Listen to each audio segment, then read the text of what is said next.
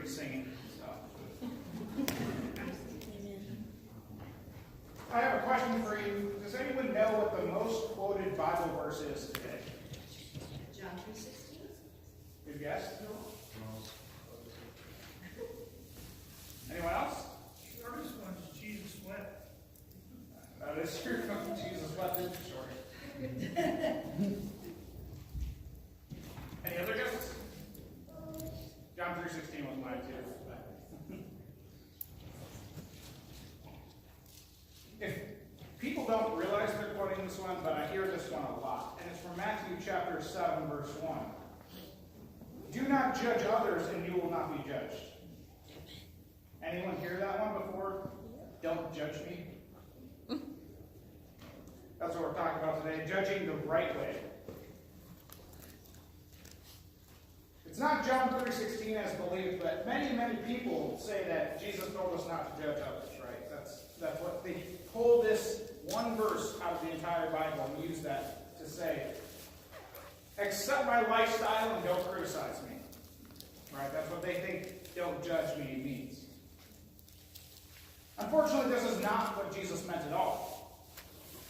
And we need to get a correct understanding of what it means to judge correctly. Because Jesus taught us to judge. There's no way you can't not judge.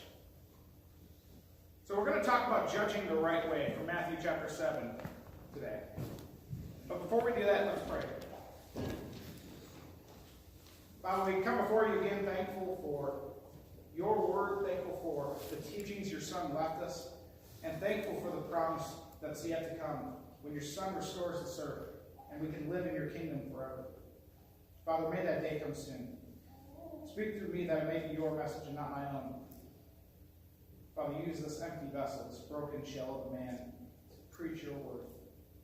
And Father, open our hearts and open our minds to the word that you would have to speak to us today. Father, we're grateful for you and love you with all our hearts. We thank you so much. In Jesus' name, amen. So I want you to open up to Matthew chapter 7, verses 1 through 6. This is where we're going to continue on today in our Sermon on the Mount series.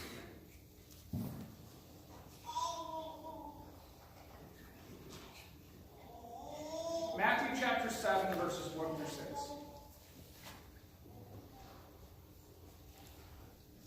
And in your bulletin or the sermon notes for you to follow along with if I lose it to you.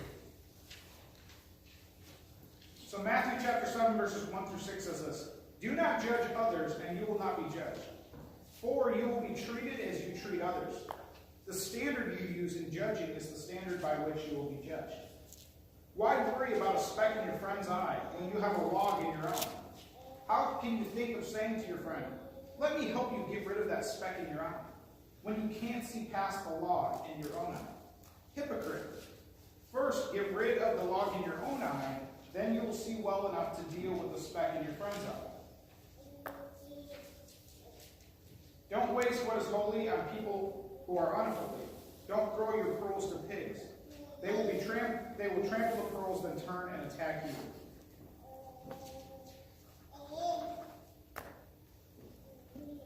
Jesus here is talking about not judging in a condemning sort of way. Not all judging. It's impossible to not pass judgment every single day. You pass judgment all the time. It's just human nature. You judge whether it's going to snow or not today. And today was a bad judgment call. You judge whether what I'm saying is true or not right now. You judge whether I'm funny or not. Which I'm not. But we all pass judgments every single day.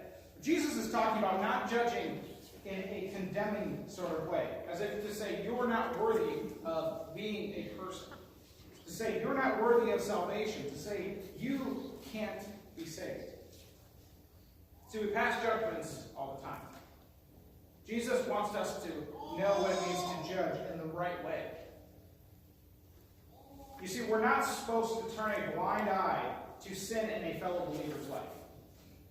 If somebody is caught up in a sin that's very, very significant, you're not supposed to just ignore that for somebody, a fellow believer. In fact, you're not truly loving that person if you allow them to continue down that path. you're allowing them to fall. We're not supposed to turn a blind eye to sin. That's not what we're called to do. So today's meaning of don't judge me, as in accept my lifestyle no matter if you agree with it or not, isn't correct as far as Jesus is concerned. We're not supposed to turn a blind eye to sin. We're supposed to confront sin as the warriors of God. See, in the church, there are times when judgments actually do need to be made. And I want to share a few examples with you today. We just read one in Matthew chapter 7, verse 6. And it's when you're sharing the gospel with people. I'll read it again. Don't waste what is holy on people who are unholy. Don't throw your pearls to pigs. They will trample the pearls, then turn and attack you.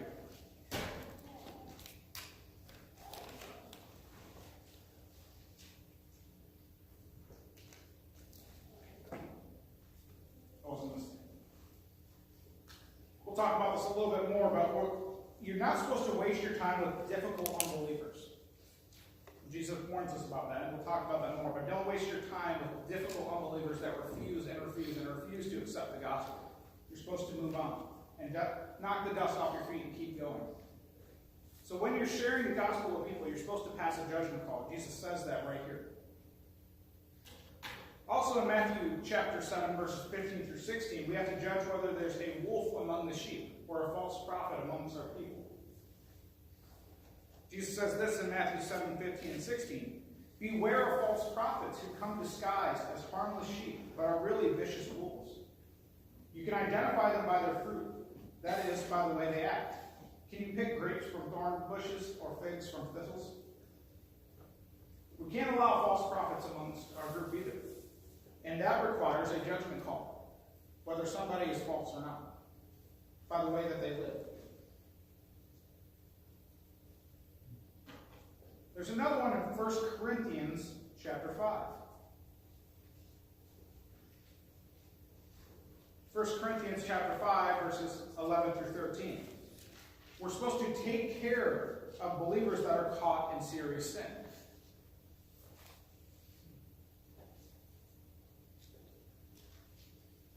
Paul says this, I meant that you are not to associate with anyone who claims to be a believer, yet indulges in sexual sin, or is greedy, or worships idols, or is abusive, or is a drunkard, or cheats people. Don't even eat with such people. It isn't my responsibility to judge outsiders, but it certainly is your responsibility to judge those inside the church who are sinning. God will judge those on the outside. But as the scriptures say, you must remove the evil person from among you. So we need to make a judgment call when another believer is caught in a serious sin. In this context, in 1 Corinthians 5, somebody in the Corinthian church was having relations with their stepmother. It's very, very, very gross and weird, and we don't like to talk about it very much. That would be a very, very serious sin. And he's saying, remove that person from you until they learn to live the proper way. But we need to confront believers that are caught in serious sins. We need to make a judgment call. We also need to make a judgment call when you're appointing elders and deacons. In 1 Timothy chapter 3. All of 1 Timothy 3 is all about the qualifications of an elder and the qualifications about a deacon. And then in verse 10 it says, before they are appointed as deacons, let them be closely examined. If they pass the test, then they can serve as deacons. We need to make judgment calls on people's lifestyle within the church. You want godly, qualified leaders to lead your church. So judgment calls can be a good thing, right? Judgment calls can be a good thing if they're done properly. You're not going to stick your kids on a bus with somebody that's had 5 DUIs, 5 accidents, right? I mean, that's somebody that's just really, really, really bad at driving. You're not going to do that. You make a judgment call. Definitely the right call, but it's still a judgment call. Judgments can be good if they're done properly.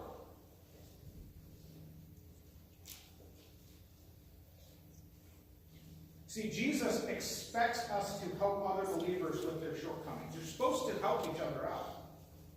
But only after dealing with your own first. Going back to Matthew chapter 7,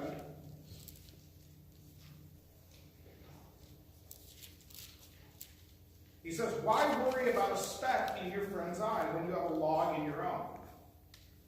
How can you think of saying to your friend, let me help you get rid of that speck in your eye when you can't see the log in your own eye? Hypocrite, first get rid of the log in your own eye, then you will see well enough to deal with the speck in your friend's eye. Jesus expects you to still help that person, but only after dealing with your own shortcomings first. By helping other believers, you are saving them from the second death. What James chapter 5 says. Run through a lot of verses so you know that I'm not just, speaking from myself. I'm speaking straight from the Bible here. James chapter 5, verses 19 and 20. My dear brothers and sisters, if someone among you wanders away from the truth and is brought back, you can be sure that whoever brings the sinner back from wandering will save that person from death and bring about the forgiveness of many sins. See, we're supposed to help each other out. If you see a sin in another believer's life, you're expected to call that out and go to that person. Gently and humbly confront the sin. You can't allow another brother or sister to be walking down a path of darkness. That's not truly loving them. You're supposed to call out the darkness. If you see a little child fall in a hole, right? Are you going to leave them there or are you going to pull them out? I would hope you pull the child out. Otherwise, you're not watching my kids. In the same way, if another believer, if another brother or sister falls in the hole of sin, are you going to help them out or are you going to leave them there? What's the most loving thing to do? You help them out of that sin.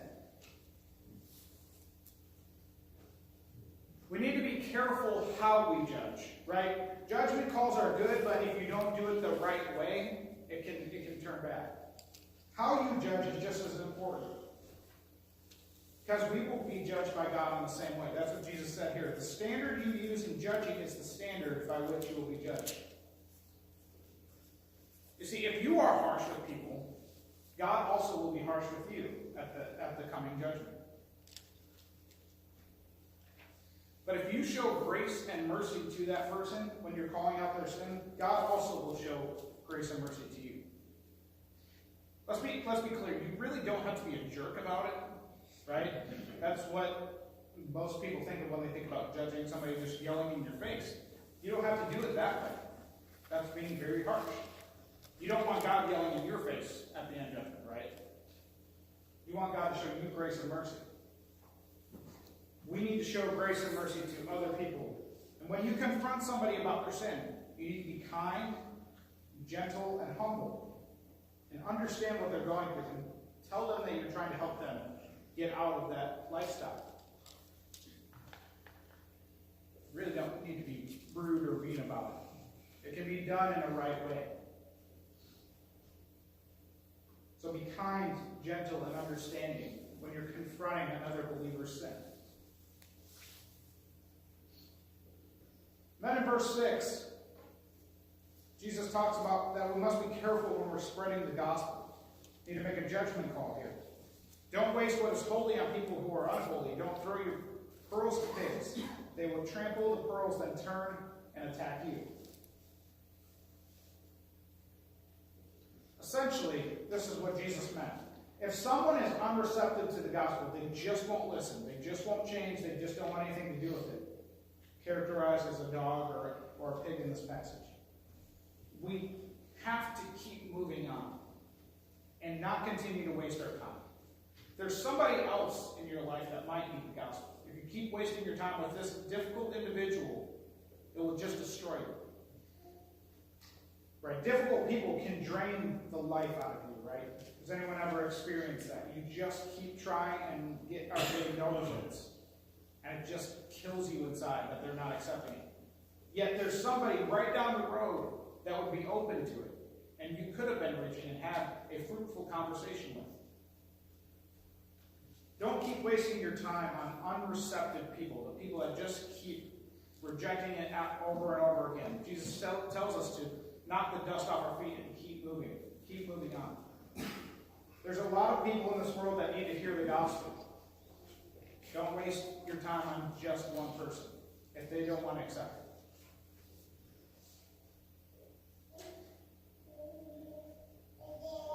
So I want to share 5 truths about believers and the church with you today. In this conversation, first, you're only called to pass judgment on believers, not unbelievers. That's what Paul had said in 1 Corinthians chapter 5. 1 Corinthians chapter 5, verse 12. It isn't my responsibility to judge outsiders, but it certainly is your responsibility to judge those inside the church who are sinning. See, unbelievers aren't expected to do anything except accept Christ. They need to become a believer first before they can change their life. Believers, though, are expected to crucify sin in their life daily. You're expected to remove any sinful urge from your life. That's what believers are expected to do. Unbelievers don't have that call. They're called to accept the gospel and become a believer first. So Paul tells us we need to pass judgment on other believers, gently and humbly. If somebody is caught up in sin, we need to confront that sin. Believers, we're supposed to crucify sin in our lives. Is there a sin in your life that you need to get rid of immediately? Is there something that's holding you back from following Jesus fully? Is there something that you need to get rid of? So we're only called to judge believers, not unbelievers. Secondly, we need to humble ourselves and fix our shortcomings first. Jesus said that deal with the log in your own eye before you can help your brother with the speck in his. Take the sin out of your life first. Fix yourself, and then you can help somebody else with their sin. It's important for us to remove sin from our life. And it's important for us to help others, but it needs to be done in order. Fix yourself, and then you can help others. So that's the second truth. Humble yourselves and deal with your own shortcomings first, before helping somebody else out. Third thing is, believers need to help other believers with their sin, but gracefully and in love. So Paul says in Galatians chapter 6.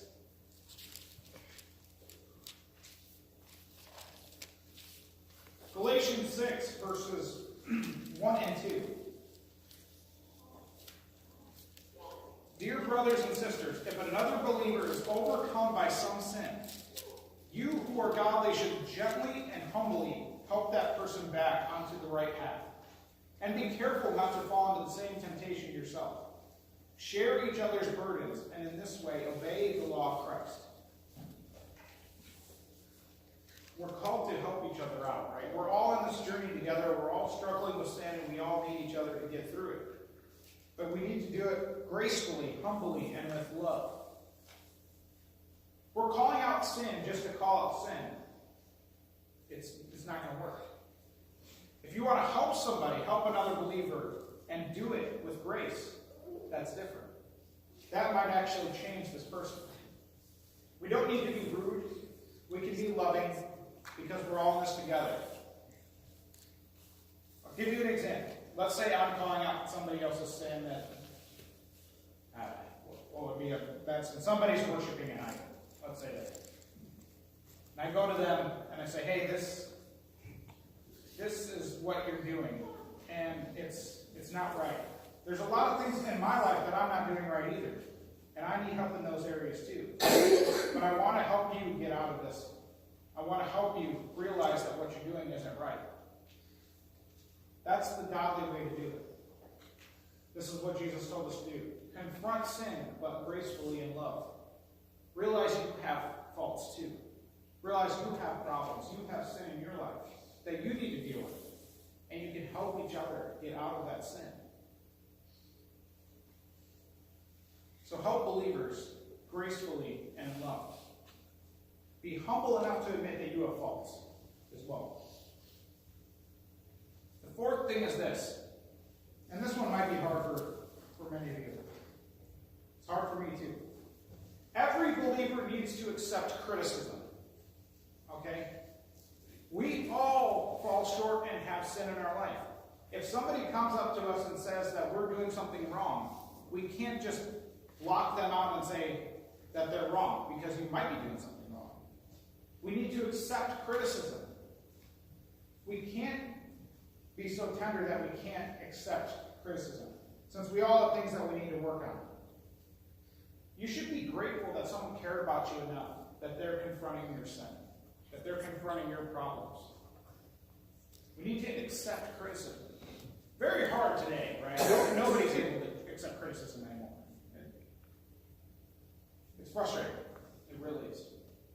But we need to accept it. If somebody calls you out, be humble enough to admit that they're probably right. So if somebody points out something in your life, be grateful that that person did. Because they're trying to help you get on the right track. They're trying to help you fix something in your life. So be grateful and accept that criticism. Accept it with love. And then finally, sin needs to be properly dealt with in the church and cannot be allowed to continue. In Matthew chapter 18,